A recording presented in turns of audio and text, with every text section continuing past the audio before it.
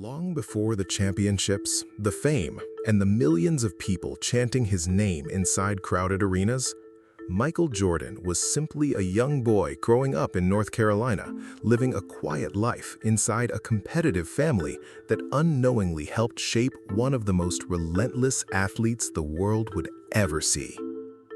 Nothing about his early years suggested greatness with certainty.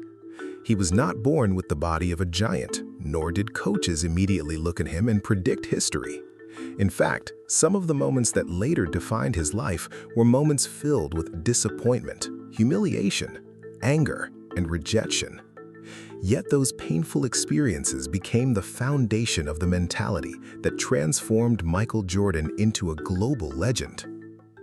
Michael Jeffrey Jordan was born on February 17, 1963, in Brooklyn, New York, before his family later moved to Wilmington, North Carolina. The Jordan household was energetic, disciplined, and extremely competitive. His father, James Jordan, worked hard and carried himself with calm confidence, while his mother, Dolores Jordan, believed deeply in structure, education, and responsibility. Their children were taught early that excuses had little value. If something mattered to you, you worked for it. Inside that house, competition was almost unavoidable. Card games became serious battles. Simple races turned emotional. Basketball games in the backyard often ended with arguments and frustration, especially between Michael and his older brother Larry. Although Larry was smaller in size, he was stronger and more skilled during those early years, and Michael hated losing to him. Those defeats stayed in his mind long after the games ended. Even as a child, he carried emotions intensely. If somebody embarrassed him, he remembered it. If somebody doubted him, he carried the feeling quietly and used it as motivation. As the years passed, basketball slowly became more than entertainment for him. It became personal. On neighborhood courts and inside school gyms, Michael developed an obsession with improvement. While many teenagers played casually, Jordan played with emotion. Every missed shot bothered him. Every loss stayed with him.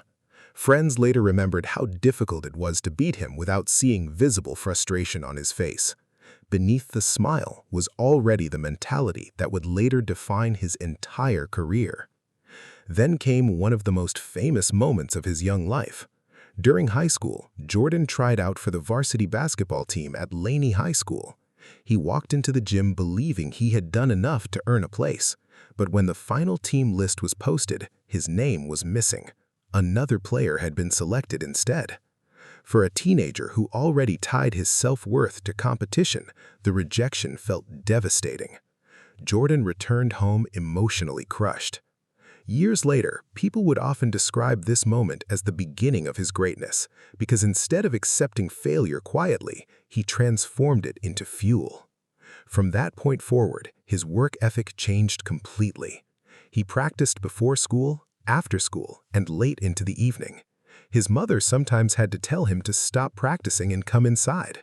Yet Jordan continued shooting baskets in darkness, repeating movements over and over again until exhaustion forced him to stop. What separated him from others was not simply talent, it was the emotional intensity attached to improvement. Jordan feared weakness. He feared being overlooked again. That fear drove him harder than motivation ever could. By the early 1980s, his development became impossible to ignore. Colleges across the country began noticing the athletic young guard from North Carolina, and eventually he joined the University of North Carolina under legendary coach Dean Smith. College basketball immediately challenged him mentally and physically. Older players tested him constantly, and practices demanded discipline at a completely different level. Yet pressure seemed to sharpen Jordan rather than weaken him. In 1982, during the NCAA championship game against Georgetown, Jordan experienced the first truly iconic moment of his career. With the game hanging in the balance during the final seconds, he calmly received the ball and hit the winning shot. Suddenly, the young freshman who once cried after being cut from varsity basketball had become a national name. The shot changed his life, but more importantly, it confirmed something Jordan had slowly started believing about himself. He belonged in the biggest moments. Even then, however, success did not satisfy him. If anything, it deepened his obsession. When Michael Jordan entered the NBA in 1984 and joined the Chicago Bulls, the league already belonged to established superstars such as Magic Johnson and Larry Bird. But Jordan's arrival immediately felt different. His athleticism shocked audiences. He attacked the basket with speed, elegance, and violence at the same time, appearing to float through defenders in ways fans had rarely seen before. Crowds stood before he even reached the rim. Commentators struggled to describe what they were watching. Yet Jordan's greatest strength was never only physical ability. It was psychological intensity. He approached games with personal emotion, often inventing motivation where none existed. Teammates and opponents later described how Jordan could transform tiny comments into deep personal challenges. If somebody played aggressively against him, he remembered it. If somebody celebrated too confidently, he remembered that too. His competitive nature bordered on obsession, and once emotionally engaged, he became relentless. Still, greatness did not arrive immediately in the form of championships. Throughout the late 1980s, Jordan repeatedly encountered the Detroit Pistons, a brutal and physical team determined to stop him through constant pressure and punishment every playoff season. Critics began questioning whether Jordan could ever truly lead a championship team. Some believed he cared more about scoring than winning. Others claimed his style could never produce titles. Jordan listened quietly. Then he responded the only way he knew how. He worked harder. He transformed his body through intense weight training, developed greater patience as a leader, and slowly helped reshape the culture of the Chicago Bulls. Teammates such as Scottie Pippen and Dennis Rodman became essential parts of the team, while coach Phil Jackson introduced a system that allowed Jordan's brilliance to work within a stronger collective structure. Eventually, everything changed. In 1991, Michael Jordan finally won his first NBA championship after defeating Magic Johnson and the Los Angeles Lakers. For Jordan, the victory represented more than a trophy. It represented release. Years of criticism, pressure, and emotional frustration suddenly disappeared in a single moment as he held the championship trophy and cried openly on television. Those tears revealed something important about him. Beneath the confidence and intensity was still the emotional young man who carried every victory and defeat deeply inside himself. The championships continued afterward. 1 became 2. 2 became 3. During the 1990s, Michael Jordan transformed from superstar athlete into worldwide cultural icon. His partnership with Nike changed sports marketing forever, while the Air Jordan shoes became symbols recognized far beyond basketball courts. Children across the world copied his fadeaway jump shot on playgrounds and driveways. His influence reached countries where people had never even watched an NBA game before. But fame came with pressure unlike anything most athletes had experienced. Jordan demanded perfection not only from himself, but from everyone around him. Practices often became intense emotional battles because he refused to tolerate weak effort. Some teammates admired his leadership, others feared his anger. Yet nearly everybody agreed on one truth: Jordan pushed people beyond what they believed they could do. Then, in 1993, tragedy changed everything. James Jordan, Michael's father, was murdered. The loss devastated him emotionally. For the first time in years, basketball no longer felt important. Jordan appeared exhausted by pressure, fame, and grief all at once. Soon afterward, he shocked the sports world by retiring from basketball and pursuing professional baseball, partly because his father had once dreamed of seeing him play the sport. Many people criticized the decision. Others believed he would quickly fail. Yet even in baseball, Jordan displayed the same stubborn determination that had shaped his basketball career. Though he struggled at times, he worked tirelessly, refusing to embarrass himself through lack of effort. Still, basketball remained part of him. And in 1995, two simple words changed the sports world once again.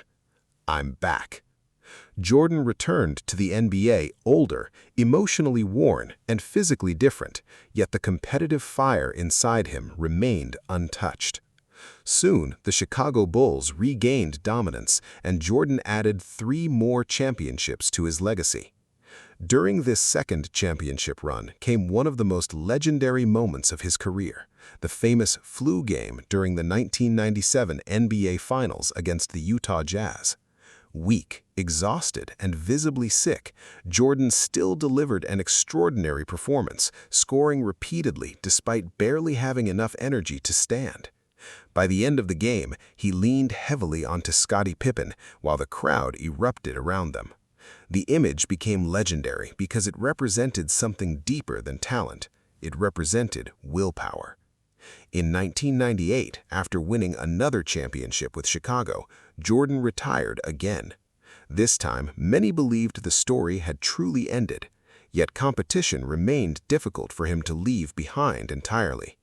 In 2001, he returned once more with the Washington Wizards, no longer as the unstoppable athlete of his younger years, but as an aging legend still driven by the desire to compete. Younger players watched him with amazement, understanding they were sharing the court with a living piece of sports history. Finally, in 2003, Michael Jordan retired from basketball for the last time. The farewell felt different from every retirement before it. Crowds across the league stood and applauded him, including opposing fans who understood they were witnessing the end of a remarkable era. By then, Jordan's impact had become larger than basketball itself. He had changed sports culture, athlete branding, global marketing, and the way competitors approached greatness. Years after retirement, his influence remained everywhere. His shoes continued selling across the world. Young athletes studied his mentality and discipline. Documentaries, interviews, and stories about his career continued attracting new generations fascinated by the intensity of his personality. But perhaps the true reason Michael Jordan's story survives so strongly is not simply because he won championships. It is because people recognize something deeply human inside his journey. The fear of failure, the anger of rejection, the obsession of proving yourself, the refusal to stay ordinary.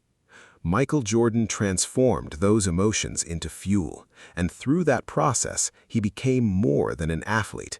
He became a symbol of relentless ambition itself.